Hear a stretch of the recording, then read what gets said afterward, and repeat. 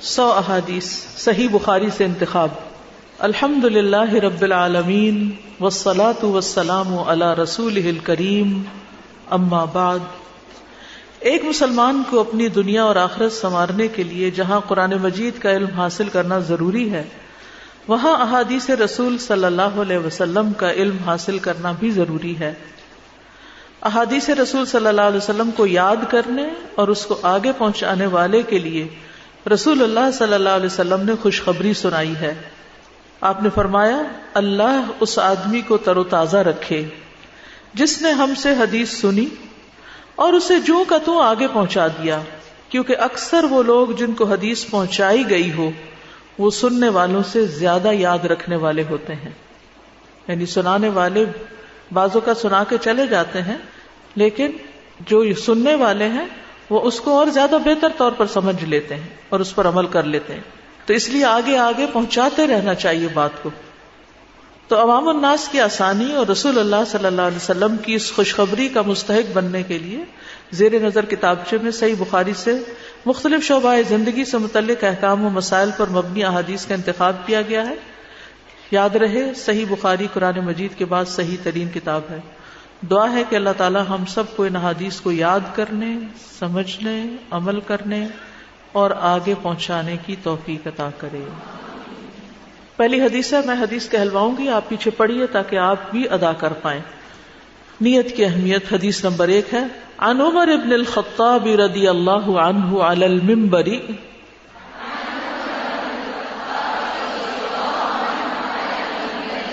قال سمعت رسول اللہ صلی اللہ علیہ وسلم یقول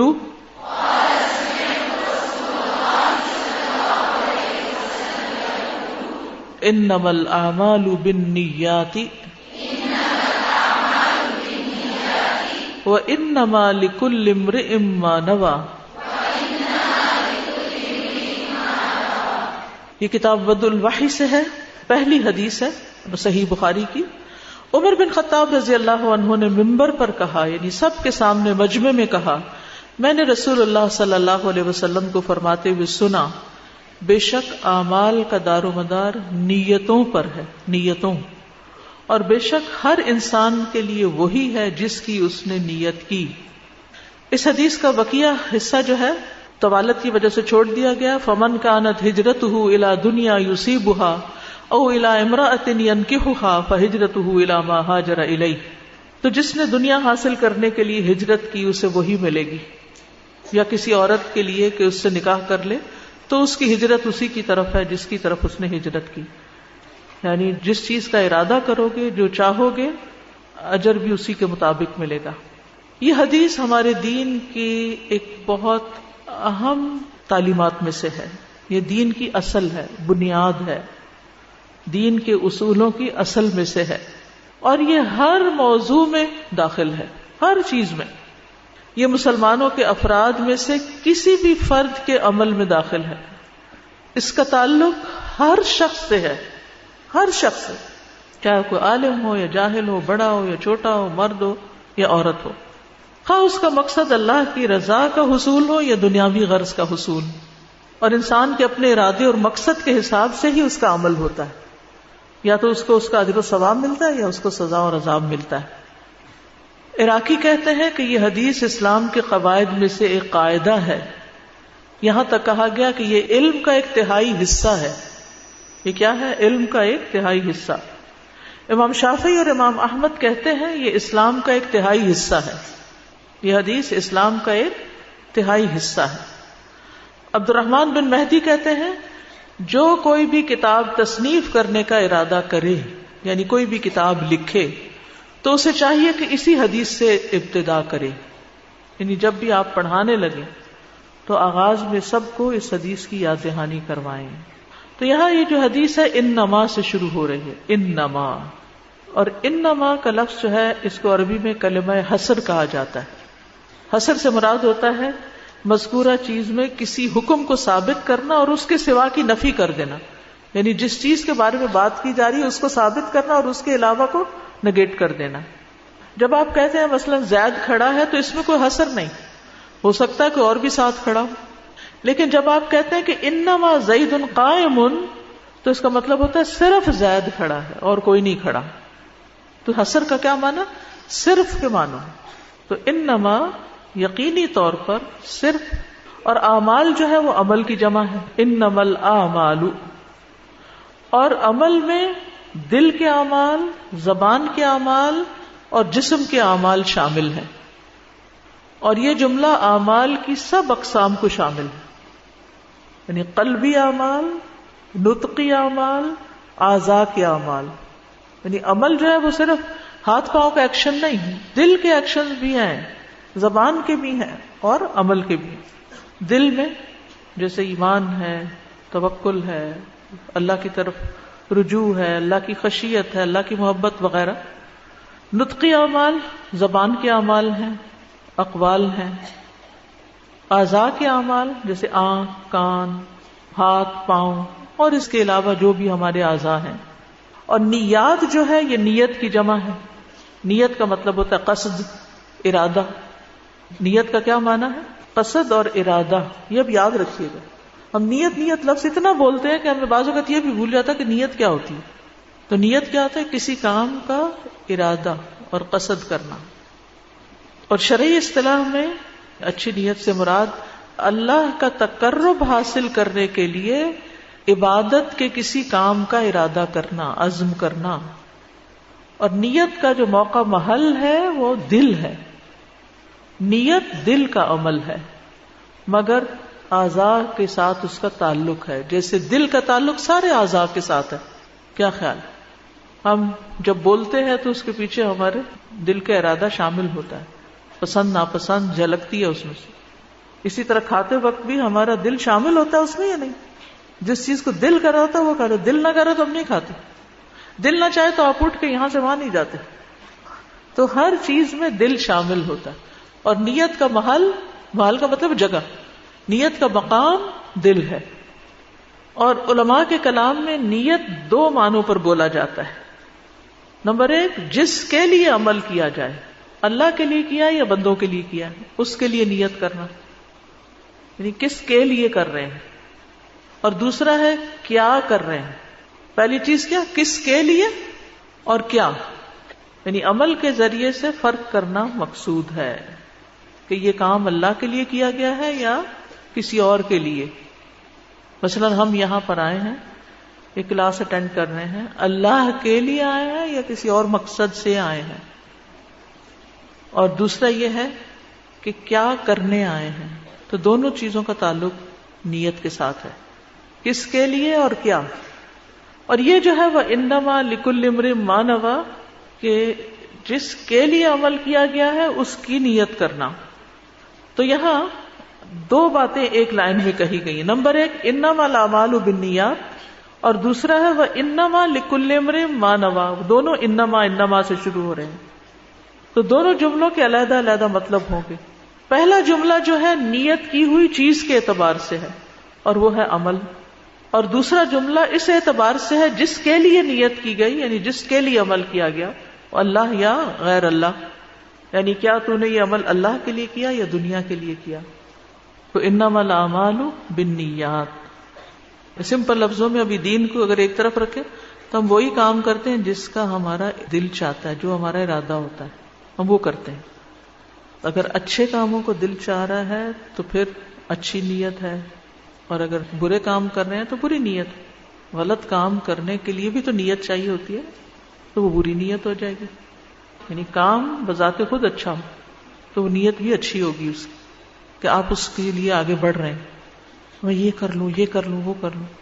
جیسے اذان ہوتی ہے تو آپ اٹھ کے نماز پڑھتے ہیں. تو نماز کیا ہے؟ عبادت ہے نا، عبادت کا ایک ذریعہ ہے، طریقہ ہے. تو آپ نے نیت کی کس کی؟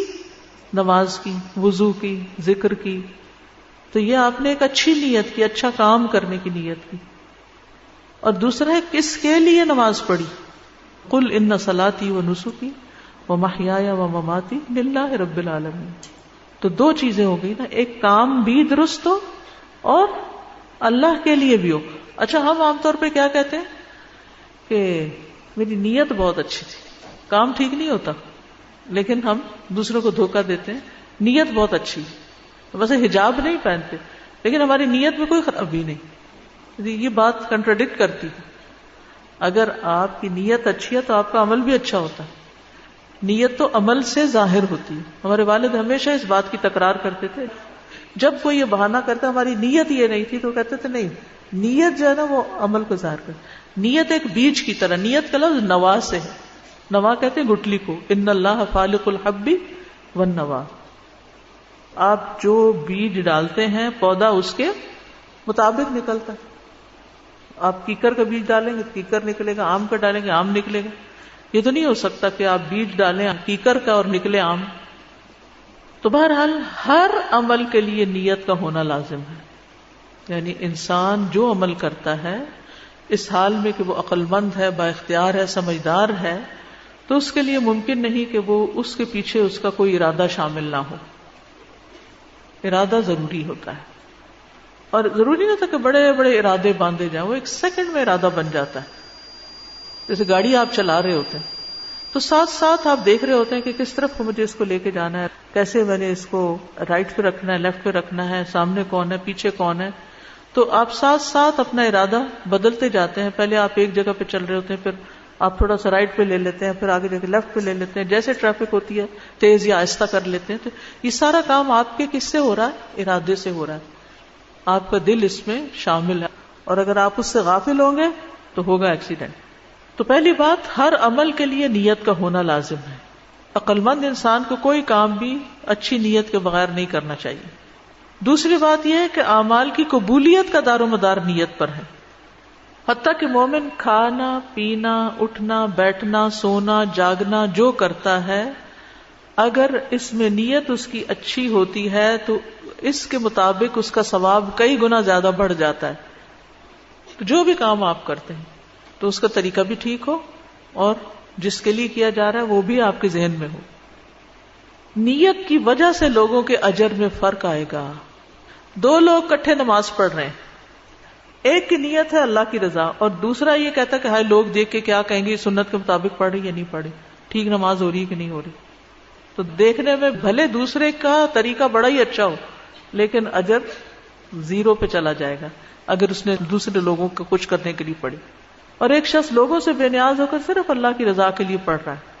تو یہ اہم نقطہ یاد رکھیے کہ نیت کی بنا پر اعمال کے اجر و ثواب میں کمی واقع ہو جاتی ہے.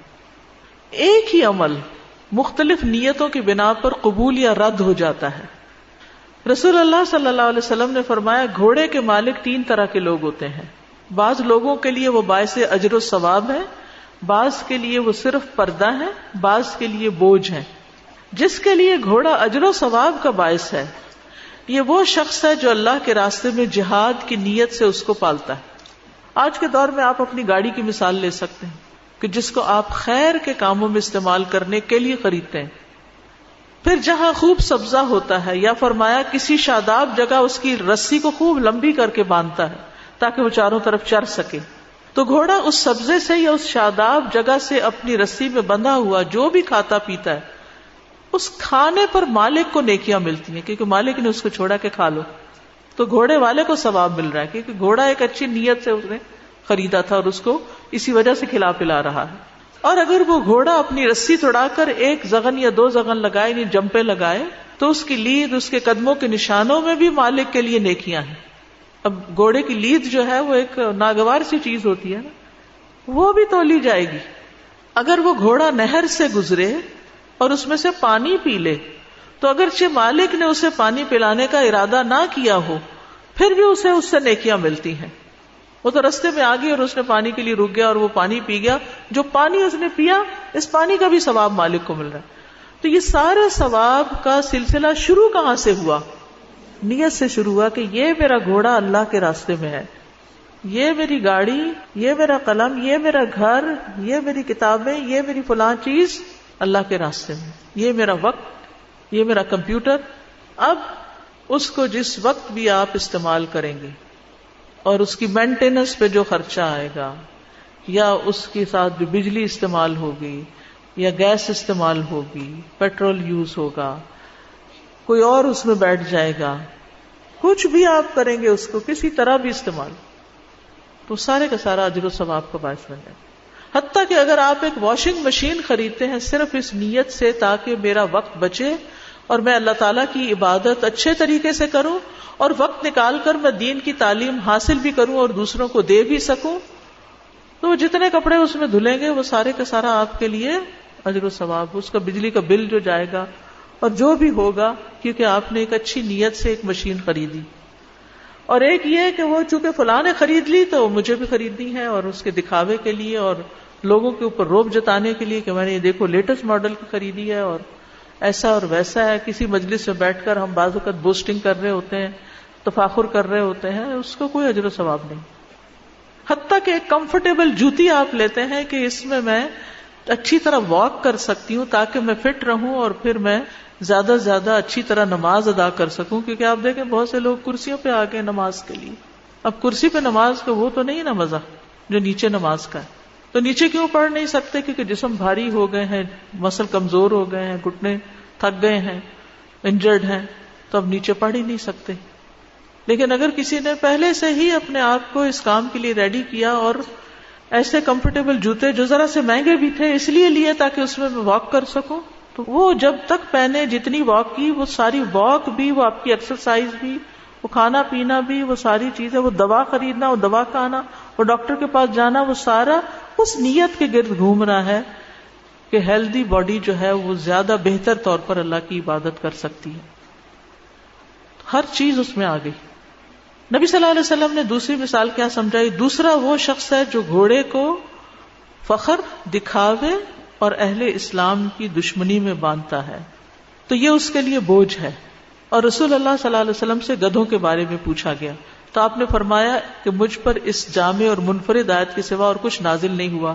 فَمَن يَعْمَلْ مِثْقَالَ ذَرَّةٍ خَيْرًا يَرَهُ وَمَن يَعْمَلْ مِثْقَالَ ذَرَّةٍ شَرًّا يَرَهُ۔ اور یہ جو گھوڑے کی تیسری قسم بتائی گئی، اگرچہ وہ اس حدیث میں اس کی ڈیٹیل نہیں ہے، لیکن وہ جو لوگوں کے لیے پردہ ہے، یعنی ذاتی ضروریات، گھر کی ضروریات پوری کرنے کے لیے آپ اپنے مسائل حل کرنے کے لیے گھوڑا خرید لیتے ہیں یا گاڑی لے لیتے ہیں، جیسے عموماً ہم گھر کی ضرورت کی چیزیں لے لیتے ہیں، تو بس ان کو دنیا میں استعمال کرتے رہتے ہیں مگر اس کے پیچھے کوئی اچھی نیت نہیں ہوتی۔ تو اب آپ دیکھیے کہ اگر آپ ایک کپڑا بھی کمفرٹیبل خریدتے ہیں، یا آپ ایک جوتا، یا آپ اپنے کچن کی کوئی چیز، یا آپ اپنے گھر کی کوئی چیز اس نیت سے خریدتے ہیں تاکہ آپ کی زندگی آسان ہو اور آپ اس آسانی کے وقت کو استعمال کر سکیں خیر و برکت بھلائی کے کاموں میں، تو اس سے بھی جو ایک پیسہ بھی آپ نے لگایا وہ اجر و ثواب کا باعث بن جائے گا۔ تو اس حدیث سے یہ بھی پتہ چلتا ہے کہ اللہ کے راستے پہ چاہے آپ بڑے سے بڑا مال بھی اگر خرچ کرتے ہیں لیکن آپ کی نیت درست نہیں تو اس کا کوئی اجر و ثواب نہیں، لیکن چھوٹی سی چیز بھی آپ استعمال کر رہے ہیں، چاہے آپ کی سواری ہے یا کچھ بھی، نیت کے ساتھ اس کا اجر بڑھ جاتا ہے۔ ایک شخص نبی صلی اللہ علیہ وسلم کے پاس آیا، اس نے عرض کیا کہ اگر کوئی آدمی اجر اور نام کے لالچ کے لیے جہاد کرے تو رسول اللہ صلی اللہ علیہ وسلم نے فرمایا اس کو کچھ اجر نہیں ملے گا۔ ٹھیک ہے، یعنی دنیا میں اجر چاہتا ہے، کوئی غنیمت چاہتا ہے اور نام چاہتا ہے، آخرت میں اس کے لیے کچھ نہیں۔ مثلا ہم کہیں پڑھانے جاتے ہیں صرف پیسہ اکٹھا کرنے کے لیے یا سیلری کے لیے، یا پھر یہ ثابت کرنے کے لیے کہ ہم سب سے بہتر ٹیچر ہیں، تو پھر کوئی فائدہ نہیں، ساری ایکسرسائز بیکار ہے۔ تو غلط نیت کی وجہ سے بڑے بڑے عمل حقیر ہو جاتے ہیں۔ ابن مبارک کہتے ہیں کتنے ہی بڑے عمل ہیں جن کو نیت حقیر کر دیتی ہے، کتنے ہی بڑے عمل جیسے حج ہے، جہاد ہے، ہجرت ہے، لیکن نیت کی خرابی کی وجہ سے وہ بہت چھوٹا نکلے گا۔ دنیا کی نیت پر دنیا ہی ملتی ہے، دنیا کی نیت پر دنیا ہی ملتی ہے۔ رسول اللہ صلی اللہ علیہ وسلم نے فرمایا جو شخص اللہ کی راہ میں جہاد کرے اور صرف ایک رسی حاصل کرنے کی نیت رکھے تو اس کے لیے وہی ہے جس کی اس نے نیت کی۔ اس کو عام حالات میں کیسے ہم آپ اپنے حساب سے کیسے کرتے ہیں، مثلا آپ کہیں درس دینے کے لیے جاتے ہیں اور اس لیے چلے جاتے ہیں کہ چلیں بعد میں چائے پانی بھی کچھ مل جائے گا، تو پھر وہ جو پہلا حصہ نا وہ زیرو ہو گیا، چائے پی کے آ گئے، آپ ویسے ہی چلے جاتے چائے پینے، شاید ویسے تو کوئی پلاتا نا، چلو اس بہانے ہی چلے جاتے ہیں۔ تو ان چھوٹے چھوٹے مقامات پر بھی اپنی نیت کو خالص کرنا چاہیے، اور جو اس نیت سے نہیں جائے گا نا، تو اگر اس کو کوئی چائے نہیں پوچھے گا تو اس کے دل میں ذرا برابر ملال نہیں آئے گا کہ میں اس لیے تو آیا ہی نہیں تھا، مجھے کیا فرق پڑتا ہے. کوئی اس کو بڑا بھرپور طریقے سے ویلکم نہیں کرے گا، اسے کوئی فرق نہیں پڑے گا. کیا فرق پڑتا ہے، میں اس لیے تھوڑی آیا تھا، میں تو اپنے رب کے لیے آیا تھا، میں تو اپنی خاطر آیا تھا کہ مجھے کچھ اللہ کی رحمت ملے. یہاں تک کہ اعلیٰ ترین درجہ کیا ہے، اللہ کی رضا مطلوب ہو اور اللہ کی رحمت کا انسان امیدوار ہو ساری محنت کے بعد. بعض اوقات ہم صدقہ خیرات اس لیے کرتے ہیں کہ اچھا یہ صدقہ کروں تو بیماری ٹل جائے، چلو ٹھیک ہے، لیکن اس وقت بھی نیت کیا ہونی چاہیے، میں یہ صدقہ کروں تاکہ مجھے اللہ کی رحمت ملے. نیت تھوڑی سی بدل لیجئے. یعنی آپ گھر سے نکل رہے ہیں، سفر پہ جا رہے ہیں، آپ کسی کو کوئی صدقہ کرتے ہیں تاکہ راستے میں کوئی مسئلہ پیش نہ آئے. اس نیت کی بجائے یہ نیت کریں کہ میں یہ صدقہ کر رہی ہوں تاکہ اللہ تعالیٰ مجھ سے راضی ہو جائے اور مجھے اپنی حفاظت میں لے لے. تو اچھی نیت کیا ہوتی ہے، اللہ کی رضا اور اللہ ہی کے لیے کسی کام کو کرنا.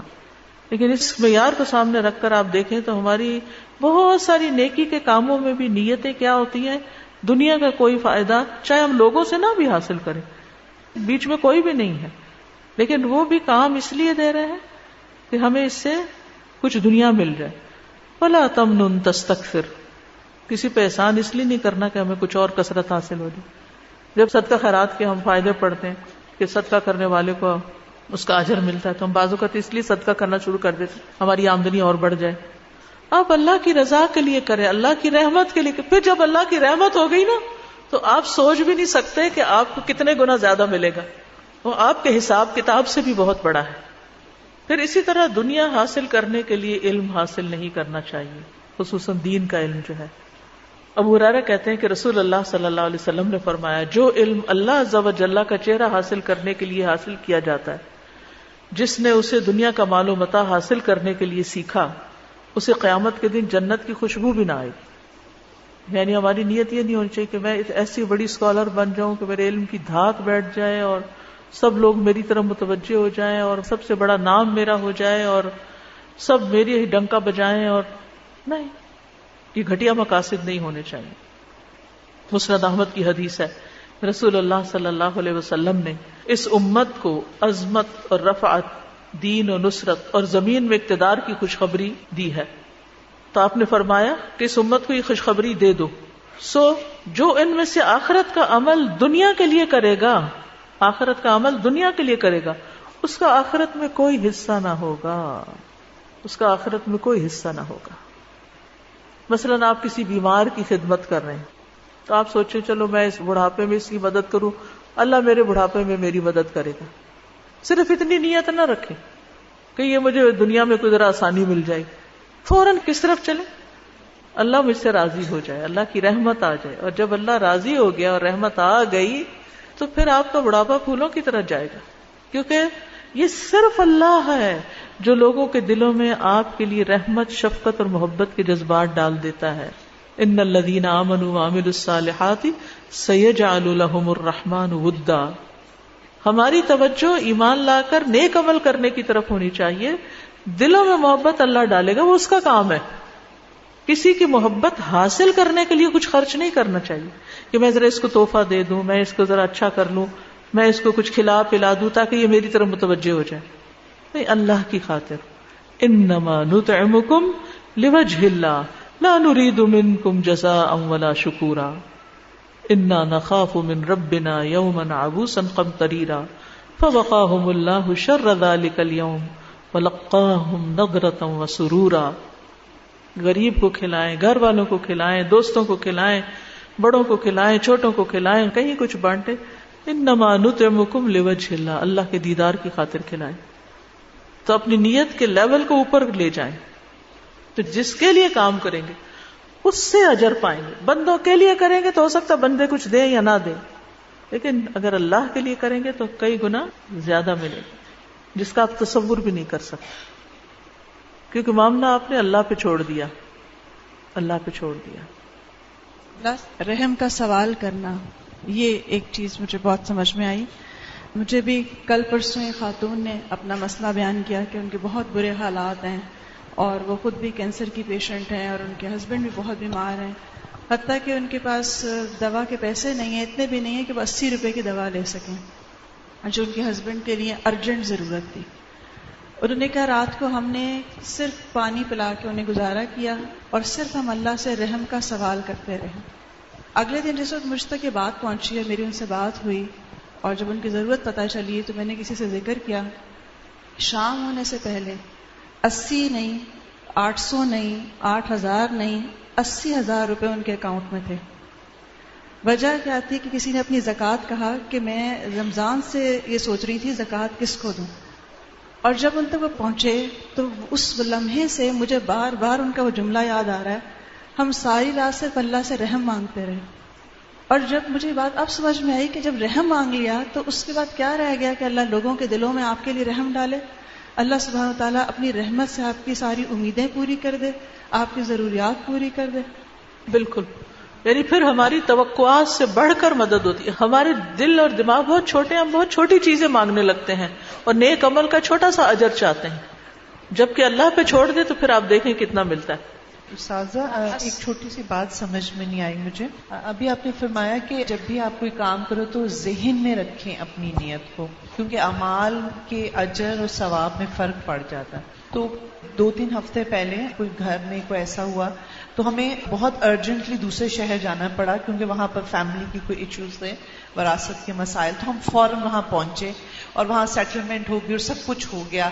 اور جب ساری فیملی بیٹھ کے تعریف کر رہی تھی تو ایک دم مجھے خیال آیا کہ میں نے تو ان کے لیے تو نہیں کیا تھا، میں تو اللہ کے لیے آئی. لیکن اب مجھے اس کا مطلب یہ، پھر میں نے فوراً کہا اللہ تعالیٰ میں تو آپ کے لیے آئی تھی. لیکن ابھی یہ بات آپ نے کی ہے کہ کام سے پہلے ذہن میں ہونا چاہیے. افضل یہی ہے کام سے پہلے، لیکن اگر بھول بھی جائیں اور اس وقت یاد آ جائے اور لوگ تعریف کرنے لگے تو اپنا دھیان اللہ کی طرف کر لیں تو یہ بھی ٹھیک ہے. اچھا، اس میں ایک اور بات، کیا ہر لمحے، ہر وقت، ہر بات، ہر چیز بعض اوقات ایسا نہیں؟ ایک گھوڑا آپ نے لے لیا اللہ کے لیے، اللہ کے راستے کے لیے، اب جو بھی اس میں ہوگا وہ اللہ کے راستے میں لکھا جائے گا. ہر وقت آپ یہ نہیں سوچیں گے اچھا میں اس کو پانی پلا لوں، میں اس کو کھانا کھلا لوں تاکہ اللہ راضی ہو جائے. خیال آئے تو ضرور، لیکن اگر نہ بھی آئے تو جو آپ کی وہ جو میجر بڑی نیت تھی نا، ابتدائی نیت، فنڈامنٹل نیت جو تھی آپ، وہی کافی. استاذہ ایک آپ کا لیکچر سنا تھا جس نے مجھے نیت کو درست کرنے میں بڑی ہیلپ کیا تھا، اور وہ آپ کے والد محترم کی ایک بات تھی جو انہوں نے جب آپ سٹارٹ میں جو تعلیم حاصل کری تھی تو اس کے لیے آپ کا وقت بچانے کے لیے وہ واشنگ مشین لے کے آئے تھے تاکہ وہ ٹائم وہاں پہ بچے اور آپ تعلیم کی طرف جو ہے زیادہ اس میں دیا جائے. تو اس چیز نے میری زندگی کو بالکل ایک ڈفرینٹ اس پہ لے گئی تھی یہ چیز کہ واقعی اگر ہم اپنے سارے دن کی پلاننگ کو اس طریقے سے کریں کہ وہ ہمارے جو زیادہ ٹائم لیتے ہیں کام، ان کو ہم اس طریقے سے آسانی والے طریقے سے کریں تو ہم کتنا کام اپنا اس دین کے کاموں کے لیے وقف کر سکتے ہیں. اور سیکنڈلی کام نیت کرنے سے آسان بھی ہو جاتے ہیں. آپ اللہ کی رضا میں راضی رہنا سیکھ لیتے ہیں، آپ کو ارد گرد کی چیزیں پھر ڈسٹرب بھی نہیں کرتی ہیں کیونکہ وہ آپ اللہ کے لیے کر رہے ہوتے ہیں نا، تو آپ کو وہ سنبھال لیتی ہے آپ کی خالص نیت جب آپ اللہ سے راضی ہیں. اگر نیت درست ہو نا تو انسان کام ڈیلیگیٹ بھی کرتا جاتا ہے، اس سے بھی بڑی آسانی ہوتی. یہ کام اس سے کروا لو، یہ اس سے دے دو، یہ اس کو دے دو، تاکہ ہم اور جو ہماری صلاحیت ہے اس کے مطابق بڑا کام کر سکیں. کیونکہ بعض اوقات ہم یہ کہتے ہیں ہر چیز اپنے کنٹرول میں کرنا چاہتے ہیں، یہ بھی میں کروں، یہ بھی میں کروں، یہ بھی میں کروں، اور دوسروں کو کام سکھاتے نہیں. یہ بھی غلط طریقہ ہے. جب آپ کی نیت اللہ کے لیے کرنا ہے تو ضروری نہیں کہ وہ بہت سارے کام ہو اور بہت بڑا کام ہو. وہ اگر آپ کے حصے میں چھوٹا بھی آ گیا نا اور آپ کی نیت اللہ کے لیے تھی اور آپ نے باقی لوگوں کے اوپر بھی یعنی صدقہ کیا اور ان کو بھی کام لگایا تو ان کا حصہ الدال علی الخیر کفاعلی، وہ بھی آپ کو اجر ملے گا اور جو آپ نے خود کیا وہ بھی ملے گا. حتیٰ کہ اگر آپ مثلا ڈرائیور رکھ لیتے ہیں صرف اس مقصد کے لیے کہ میرا سفر کا جو وقت ہے وہ سارا بھی پڑھائی میں یا سیکھنے سمجھنے میں گزرے تاکہ میں یہ ٹریفک کی اس کی طرف توجہ دینے کی بجائے آپ نے، تو وہ جو پے آپ اس ڈرائیور کو دیں گے وہ بھی آپ کے اجر و ثواب میں چلی جائے گی. اسی طرح اگر آپ ایک بہتر ہیلپر رکھ سکتے ہیں اپنے باقی عیش و عشرت سے پیسہ نکال کر تاکہ آپ زیادہ سے زیادہ بہتر عبادت کر سکیں، بہتر دین خدمت کا کام کر سکیں، تو یہ نیت بھی آپ کے لیے بہت اجر و ثواب کا باعث ہوگی. اس طرح آپ کی دنیا بھی سہولت والی ہو جائے گی اور آخرت بھی اچھی ہو جائے گی. استاذہ عمر رضی اللہ تعالیٰ عنہ کی دعا یاد آ رہی ہے جو وہ کیا کرتے تھے، اللہم اجعل عملی کلہ صالحا واجعلہ لوجہک خالصا وَلَا تَجْعَلْ لِأَحَدٍ فِيهِ شَيْئًا. بالکل. تو یہ ہمیں ہر وقت کرنی چاہیے، کیونکہ ہم آتے ہیں اللہ کے لیے، نکلتے بھی ہیں، بعض دفعہ روٹین کے کام ہم سمجھ کے وہ کر ہی رہے ہوتے ہیں، لیکن ہمیں یہ دعا ضرور کرنی چاہیے. بالکل. آپا میں ہمارا یہاں پہ آنے کا مقصد جو ہے تو یہ ہے کہ آج کل جو ہے حدیثیں بہت آتی ہیں کہ ہمارے نبی نے یہ فرمایا، ہمارے نبی نے یہ، لیکن اس کا کوئی اوتھینٹک جو ہے نا وہ نہیں ہوتا.